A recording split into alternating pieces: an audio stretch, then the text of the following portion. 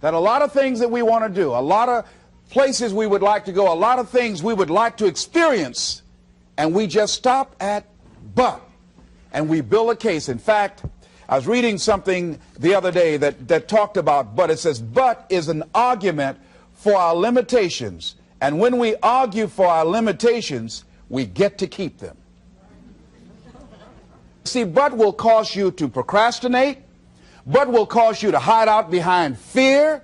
But will cause you to come up with all type of excuses that you can validate your inaction and not acting on your dream. And right now, more than ever, people need to look for ways to live their dream. People need to look for ways to make it on their own. There is no such thing as job security. There's no such thing as a storm-proof or tragic-proof life. There are no guarantees today, ladies and gentlemen. The illusion is gone. There was a time when we graduated from high school, you were told, go to college and get out, and you go and work for a corporation for 30 or 40 years, they'll give you a gold watch, and you'll retire. Special announcement, that day is gone. That day is gone, never to return again. So instead of people living in fear, feeling stressed out, feeling powerless, feeling like victims, I think it should be a time that we need to begin to look at ways that we can become an active force in our own lives. Look at ways when we can decide to take charge of our own destiny. Look at ways when we can decide to design a life of substance and begin to truly live our dreams. And it's time for people to decide, I'm ready to get on with my life. Shake somebody's hand on your right and left. A guy named Bob May said this, don't let nobody turn you around. Do that right quick. Now, you know, a lot of people say, I'm going to live my life one day when things get right,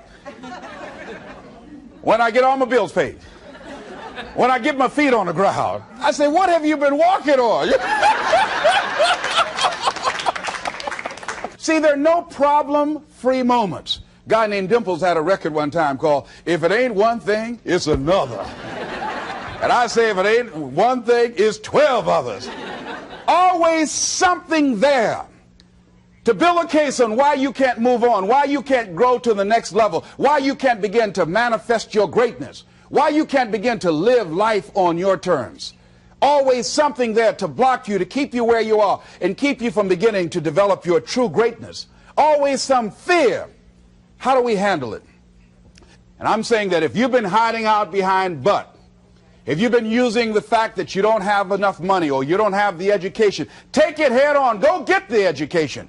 I was saying to a guy the other day who was saying, I said, how old are you? He says, 47 years old. I said, your sister tell me that you can't read. He said, that's right. I said, why?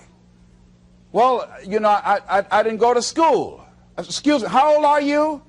I'm 47. 47? Yes. And you can't read or write? Yes. Have you ever heard of adult school, adult education?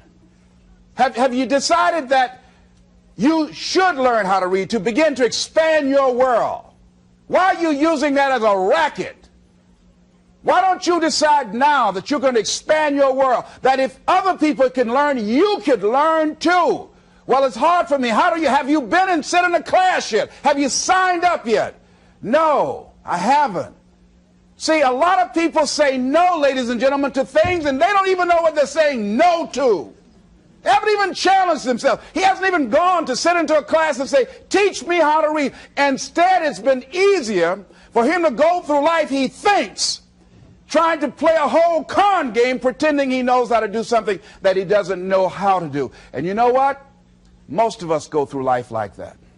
Most of us go through life pretending that we're satisfied where we are, pretending that everything is okay, pretending that we don't have any special goals or ambitions or desires, when really deep down inside we do really want more.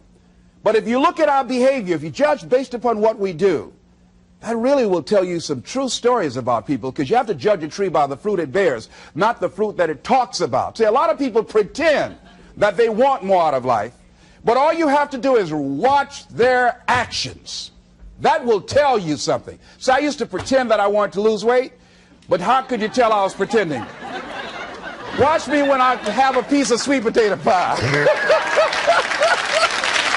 Let me get within walking distance of some peanuts, some potato chips.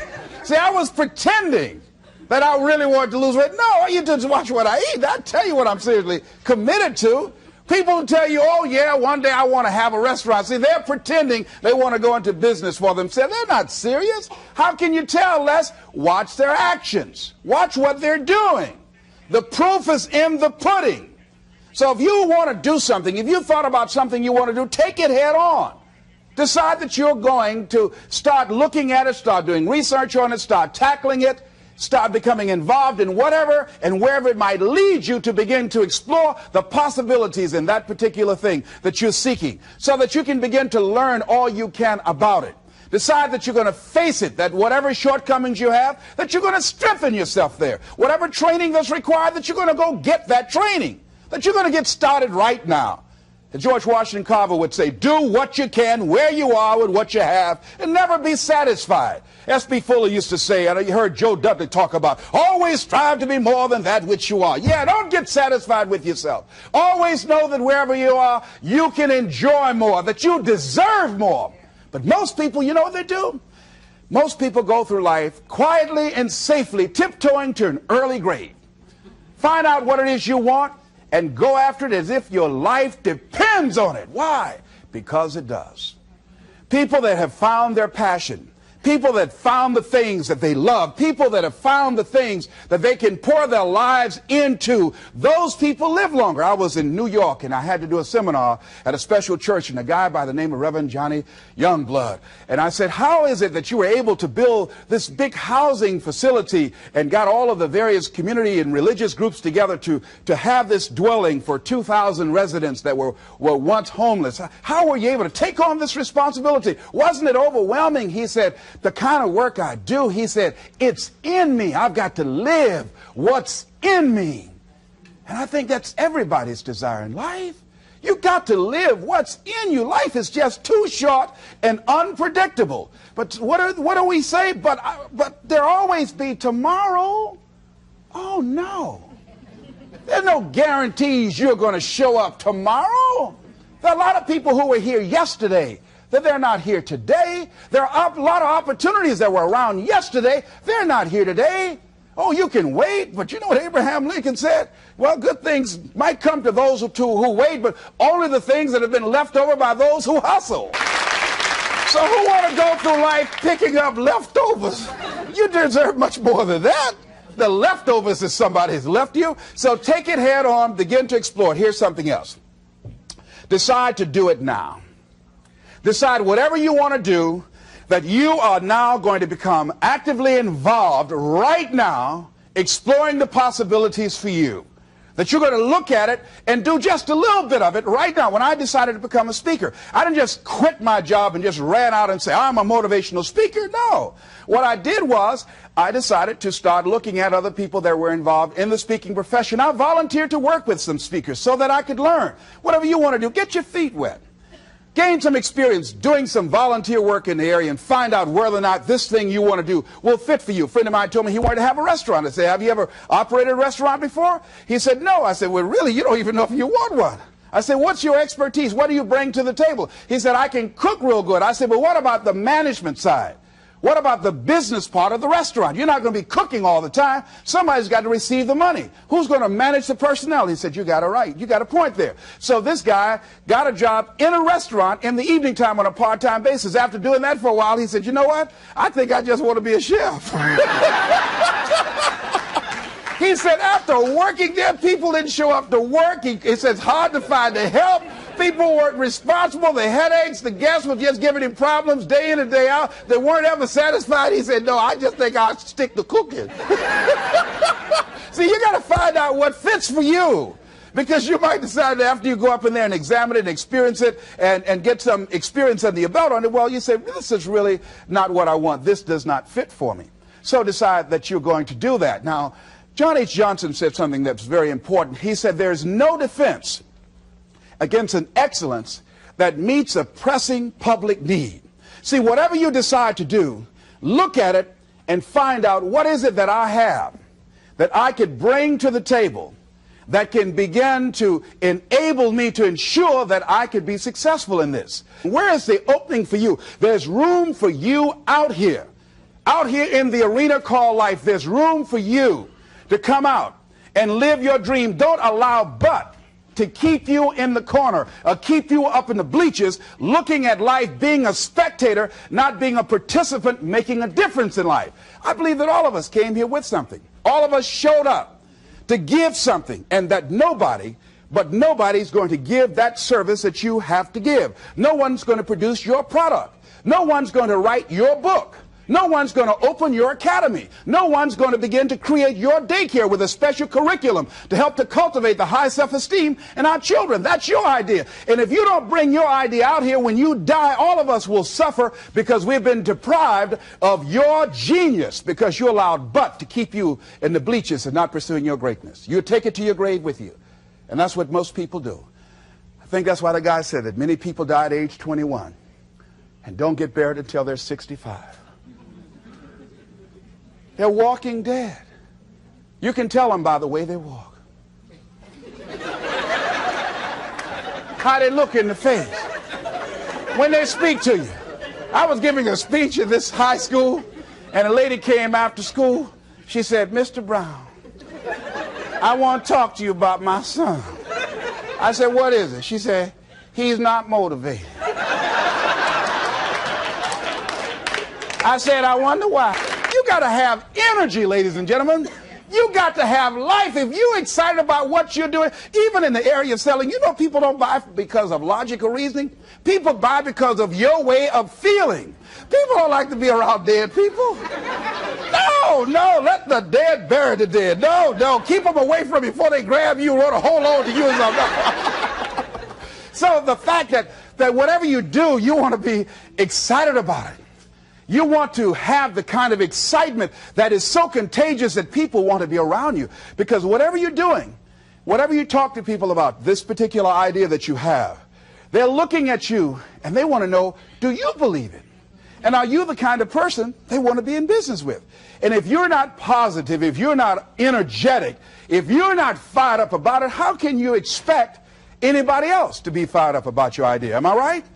All right, repeat after me, please. I'm going to be fired up about my dream. I'm going to go at it with everything I got.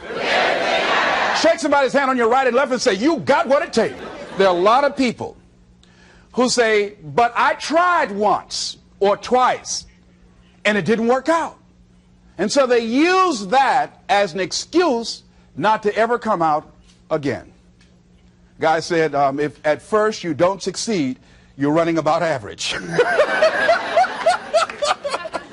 So if you have come out here with an idea and it didn't work out 2 or 3 times, well, that's all right. You're running about average.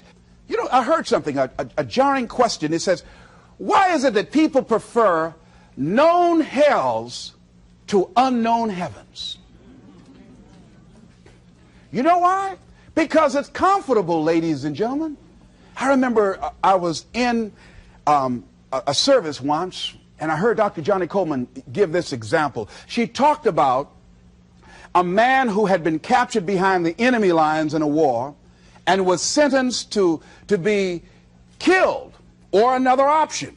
The captain said to the guy, "Listen," he said, "tomorrow morning at 6 o'clock you can face the firing squad, or you can go out this door over here." And the guy said, "What's out the door?" He said, "No one knows. All we can tell you is just unknown horrors." He thought, and the next morning he selected the firing squad. After the shots rang out, the captain's secretary said, "What's beyond that door?" And he said, "Freedom." But very few people would select to do it because it's unknown. See, a lot of people never live their dreams. A lot of people never do the things they want to do. A lot of people stay on jobs where they're miserable. I read an article called, "Is Your Job Making You Sick?" A lot of people, some of y'all know about that already here. So go on and say amen, it's all right. That one lady told me, she said, Les, when I used to go to work, she said, when I stepped in the door, it felt like a refrigerator dropped on my shoulders. How many of y'all understand that kind of feeling? They were miserable, just hated to go after 60 minutes on Sunday afternoon. Or come Monday morning, my head used to throb. I just couldn't take it. Didn't want to go sometimes just for the heck of it. I just drive on by. I used to hate to go to work. Many of us choose an active living death. Many of us are walking dead. The walking dead. That we're not doing what we want to do. Many of us stay in relationships where we're dying together rather than growing and expanding and living together. We're miserable, but because we don't have the courage to see ourselves beyond that relationship that has turned toxic, we go through life living dead people. And you can always tell couples that have been together for a little while. Go in a restaurant, the ones sitting side by side, giggling and talking to each other, feeding each other with their fork and spoon, they just got together for 1 week. You see them in the car, they're sitting all up each other, hugging and slugging. Oh, they've been together about 3 days, all right? But if you see people sitting in a restaurant, see a couple, and they're sitting in front of each other. Takes so long for this food, I wonder when they're going to hurry up. Those are the married ones. But what if I know people have been married for years, living in 2 separate rooms, sleeping in 2 separate beds? Well, it's cheaper to keep it. Not necessarily. It's according to the price you want to pay. See, the price of peace of mind, the price of living the truth, of being honest with yourself and say, wait a minute, it's got to be more than this. So you've got to decide, wait. Even if things don't work out, even if I experience defeat or failure, that does not make me a failure. It's a difference between failing and being a failure. If things don't work out, if you don't produce the results you want, that's all. But don't confuse who you are with the results that you produce. I used to be a state legislator in Columbus, Ohio. And I remember once I was going to introduce some legislation on the floor, and after getting that legislation passed, a guy came up behind me, and he had some legislation that I opposed him on that. And I was about to stand up to debate this guy, and the guy next to me said, excuse me, don't debate that guy. Why? Do you know who that is? I said, no. That's Will Konsky from Toledo. That's a bad dude. He's a lawyer, Les. That man can debate. I don't care. I'm Les Brown, Mamie Brown's boy.